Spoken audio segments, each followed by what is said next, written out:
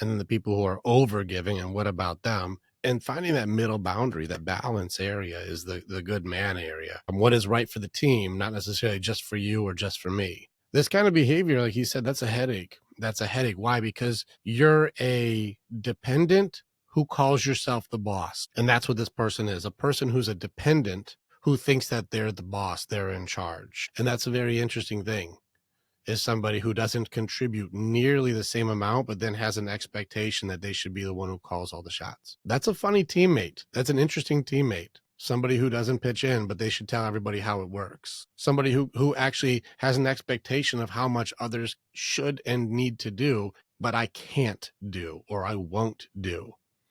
It's a very interesting dynamic this person would be creating. And I think that that would be the check is it ownership or is it partnership? Are we a team or are you just here to get what you want? And you can see how transactional her mindset was. The relationship that she has is transactional. That means like, I'm only here for the provision element of it. Where's the connection? I didn't hear a single connection term in there for her. As soon as he's down, she's like, so you better figure it out or you owe me. I'm like, this is, like you said, girl behavior. This is a child's behavior. You never matured because this is a taker, just like young boys, a boy mentality, which isn't an age thing. Just so you guys know, just because somebody is grown doesn't mean they have grown. This is important to remember. Just because somebody's older doesn't mean they've matured out of boy or girl behavior. Because I know people in their 40s and 50s who are still like, what about me? What about me? And you're like, no, what about our team? What about each other? What about the best for all of us? What about us?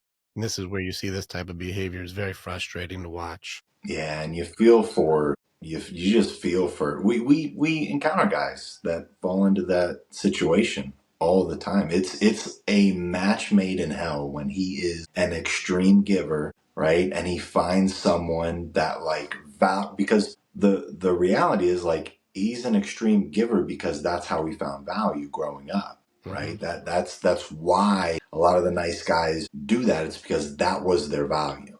That was the thing that made them good. And when they find the messed up part about it is when they find someone that values that, a person that only gives, right, and never asks, because that person can only take and never give, it's a match made in hell. Because now he is affirmed, right? This person values me for my giving, finally. Right? But the problem is when you run out of things to give, how do they respond to that?